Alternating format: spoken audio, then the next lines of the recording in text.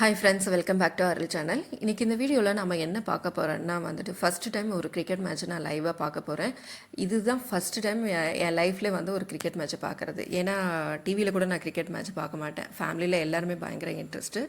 ஃபேமிலியில் இதில் நான் ஒரு ஆட் ஒன் அவுட்டாக தான் இருப்பேன். எனக்கு பெருசாக இன்ட்ரெஸ்ட்டு கிடையாது. ஸோ என் ஹஸ்பண்ட் இதோட வைபியாவது நீ என்ஜாய் பண்ண, ஒரு அவ்வளோ பெரிய ஸ்டேடியம், அவ்வளோ பெரிய மக்கள் இருக்கிற கூட்டத்தில் நல்லா என்ஜாய் பண்ண முடியும், இந்த வைபாதையும் என்ஜாய் பண்ண அப்படின்றதுனால புக் பண்ணியிருந்தாங்க. ஸோ வீக்கெண்டில் ரொம்ப கூட்டமாக இருக்கும், சரி வீக் டேஸில் நம்ம பண்ணலாம் அப்படின்னு சொல்லிட்டு ஒரு 7:30க்கு நைட்டு புக் பண்ணியிருந்தோம். இங்கே எங்கள் வீட்டில் இருந்து இங்கே எம்ஜி ரோடுக்கு போகிறதுக்கு அது ரொம்ப தூரம் இருக்கும். சரி காரில் போனால் ரொம்ப டைம் ஆகிடும், சரி மெட்ரோலே போகலான்னு சொல்லி பிளான் பண்ணியிருந்தோம். மெட்ரோவில் பார்த்தீங்கன்னா அங்கேயும் மெட்ரோ ஃபுல்லாக கூட்டம், வரவங்க எல்லாம் எம்ஜி ரோடுன்னு தான் டிக்கெட் வாங்கிட்டு இருந்தாங்க. சரின்னு சொல்லிட்டு அந்த கூட்டத்திலேருந்து வெளியில் வந்து பார்த்தா அப்படி ஒரு கூட்டம். கரெக்டாக 7:30க்கு ஸ்டார்ட் ஆகுது. நான் 7:20க்கு தான் அங்கே ரீச் ஆனேன். பசங்க அந்த டிஷர்ட்டெல்லாம் பார்த்தோன்னே பயங்கர எனக்கும் அது மாதிரி வேணும். என் பையன் ஆரவ் பார்த்திங்கன்னா விராட் கோலியோட பயங்கர ஃபேனு, விராட் கோலி தோனியோட பயங்கர ஃபேனு. அவனோட இன்ஸ்பிரேஷன்னு கேட்டாவே விராட் கோலி மட்டும்தான் சொல்லுவான். ஸோ அந்தளவுக்கு பெரிய ஃபேனு. அதெல்லாம் பார்த்தோன்னே அந்த டிஷர்ட்டை வாங்கி போடணுன்னு சொல்லி பசங்களுக்கு ரொம்ப ஆசை. அங்கே இருக்கே க்யூவில் எல்லாம் நின்று கொஞ்சம் நேரம் அதுக்கு வெயிட் பண்ணி பயங்கர ஃபுல் செக்கப். எந்த மாதிரி செக்கப் பண்ணாங்கன்னா அவங்க எதுவுமே ஸ்நாக்ஸ் எடுத்துகிட்டு வரக்கூடாது, ஒரு வாட்டர் பாட்டில் எடுத்துகிட்டு வரக்கூடாது, எதுவுமே எடுத்துகிட்டு வரக்கூடாது அப்படின்னு சொல்லிட்டு இருந்தாங்க. எல்லா செக்கப்பையும் முடிச்சுட்டு உள்ளே பார்த்தா எனக்கு ரொம்ப அது பெரிய பிரம்மாண்டமாக தெரிஞ்சுது. ஏன்னா அது ஃபஸ்ட்டு டைம் நான் பார்க்குறேன். இதெல்லாம் விட என்ன பெரிய விஷயம்னா, நான் வீக் டேஸில் புக் பண்ணால் யாரும் பெருசாக வரமாட்டாங்க, கூட்டம் இருக்காது அப்படின்னு நினச்சேன். பட் எனக்கு முன்னாடி அவ்வளோ பேர் உட்காந்துருக்காங்க. நான் முன்னாடி உட்காரணுன்னு தான் பிளான் பண்ணியிருந்தேன். எனக்கு மட்டும் முன்னாடி சீட்டு கிடைக்கல. பேக் சைடில் தான் சீட்டுக்கு இருந்துச்சு. ஏன்னா ஆல்ரெடி எல்லாமே ஆக்குபைடாக இருந்துச்சு. ஸோ அதனால் பேக் சைடில் உட்காந்தேன். சரி 7:30க்கு வந்துட்டோம், கூட்டம் ஒன்றும் ஸ்டார்ட் பண்ணல. சரி கூட்டம் வரத்துக்கு முன்னாடி நம்ம கொஞ்சம் சாப்பிட்றலாம் அப்படின்னு சொல்லி பிளான் பண்ணியிருந்தோம். பட் பார்த்தா அங்கே எல்லாமே கொஞ்சம் ப்ரைஸியாக தான் இருந்துச்சு. பப்ஸு, சமோசா அந்த மாதிரி தான் வச்சுருந்தாங்க. ஸோ அது வேண்டாம் அப்படின்னு சொல்லிட்டு டாமினோஸ் பீஸா இருந்துச்சு. ஸோ நான் அது சிக்கன் பீஸா ஒன்று வாங்கிட்டேன். கரெக்டாக சாப்பிட்ற அளவுக்கு டைம் இருந்துச்சு. சரி பார்த்தா கரெக்டாக இவங்களும் ஆரம்பிச்சிட்டாங்க. எல்லோரும் இது இருந்தாங்க. அவங்க எல்லாம் என்ட்ரு ஆகும்போதே அவ்வளோ ஒரு அப்படியே அந்த ஸ்டேடியமே அதர்ற மாதிரி ஒரு சவுண்டு. எனக்கு அதெல்லாம் ஃபஸ்ட்டு டைம் இருந்தது. கொஞ்சம் ஹாப்பியாக நல்ல வைப் இருந்துச்சு. ரொம்பவே நல்லா என்ஜாய் பண்ணேன். பிரச்சனை என்னென்னா, எனக்கு கிரிக்கெட் பற்றி எதுவுமே தெரியாததுனால அந்த சவுண்டு, அந்த என்ஜாய்மெண்ட்டை தான் நான் என்ஜாய் பண்ணனே தவிர அந்த விளையாட்டை நான் என்ஜாய் பண்ணல. பட் கண்டிப்பாக நெக்ஸ்ட் டைம் போகும்போது கிரிக்கெட் பற்றி கொஞ்சமாக தெரிஞ்சுக்கிட்டு போகணும் அப்படிங்கிற ஒரு முடிவோடு இருக்கேன்.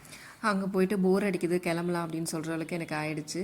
ஆனால் என்ன, எல்லாரும் ஏஞ்சி நின்று கைத்தட்டும் போது நானும் ஏஞ்சி கைத்தட்டினேன். எல்லாரும் ஓன் கத்தும் போது நானும் ஓன் கத்துனேன். எல்லாரும் டான்ஸ் ஆடும்போது நானும் ஏஞ்சி நின்று ஹாய் சொல்லிட்டு இருந்தேன். பட் அது ரொம்பவே நல்லா இருந்துச்சு. மேட்ச் முடிகிற வரைக்கும் வெயிட் பண்ணிகிட்டு இருந்தால் ரொம்ப லேட் ஆகிடும், கூட்டம் அதிகமாக வந்துடும், மெட்ரோவில் போகிறது கஷ்டமாக இருக்கும் அப்படிங்கிறனால கொஞ்சம் மேட்ச் முடிகிறதுக்கு முன்னாடி நாங்கள் கிளம்பிட்டோம்.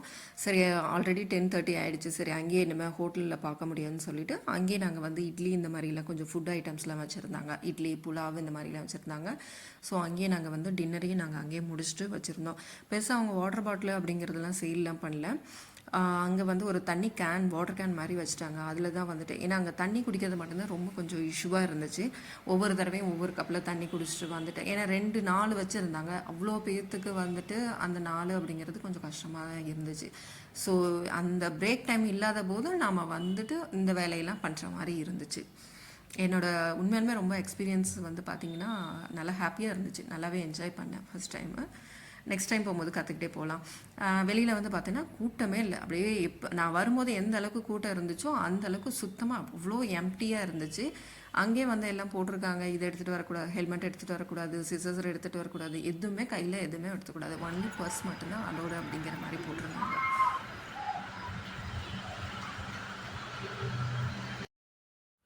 வரும்போதே அந்த டிஷர்ட்டை போட்டுட்டு தான் மேட்ச் பார்க்கணுன்னு சொல்லி ஃபீல் பண்ணாங்க. பட் அந்த டைமில் டைம் இல்லாததுனால ஸோ இப்போ யாருமே கூட்டலையே, இப்போயாவது வாங்கலாமே அப்படின்னு சொல்லி வரும்போது கேட்டாங்க. மேட்ச் முடிஞ்சதுக்கப்புறம் எதுக்கடா இந்த டிஷர்ட் அப்படின்னு சொல்லி கேட்டேன். பட் அவனுக்கு கிரிக்கெட்னால் ரொம்ப அந்த விளையாட்டு ரொம்ப உயிர் அவனுக்கு. எப்போ பார்த்தாலும் கிரிக்கெட்டும் பேட்டுமாக தான் சுற்றிட்டுருப்பான். ஸோ அதனால் அவங்களுக்கு ஆசைப்பட்றாங்களேன்னு சொல்லிட்டு அந்த கிரிக்கெட் டிஷர்ட் வாங்கி கொடுத்தேன். அதில் விராட் அப்படின்னு சொல்லி போட்டிருக்கன்ற ஒரே ரீசனால் அந்த டிஷர்ட்டை சூஸ் பண்ணி அதை வாங்கிக்கிட்டாங்க. அதுக்கப்புறம் சரி மெட்ரோலே போயிடலான்னு சொல்லி பார்த்துட்டு அப்புறம் மெட்ரோவில் கிளம்பிட்டோம். போகும்போது பெருசாக எதுவும் கூட்டம் இல்லை. பட் நானும் பசங்களும் லேடிஸ் கம்பார்ட்மெண்ட்டில் போயிட்டு நாங்கள் இருந்துக்கிட்டோம். ஏன்னா லேடிஸ் கம்பார்ட்மெண்ட் பார்த்திங்கன்னா ரொம்பவே ஃப்ரீயாக இருக்கும் மற்ற கம்பார்ட்மெண்ட்டை கம்பேர் பண்ணும்போது. ஸோ அங்கே வந்துட்டு நாங்கள் உட்காந்துக்கிட்டோம். நாளைக்கு எப்படி ஸ்கூலுக்கு போகிறோம், நாளைக்கு எப்படி ஆஃபீஸ் போகிறோம் அப்படிங்கிறதெல்லாம் தெரியலை. பட் இந்த நேரம் கிளம்பியாச்சு. இந்த நேரத்தை நான் என்ஜாய் பண்ணேன். கண்டிப்பாக உங்களுக்கு இந்த வீடியோ பிடிக்கும்னு நினைக்கிறேன். மறக்காமல் சப்ஸ்கிரைப் பண்ணுங்கள், ஷேர் பண்ணுங்கள். நம்ம நெக்ஸ்ட்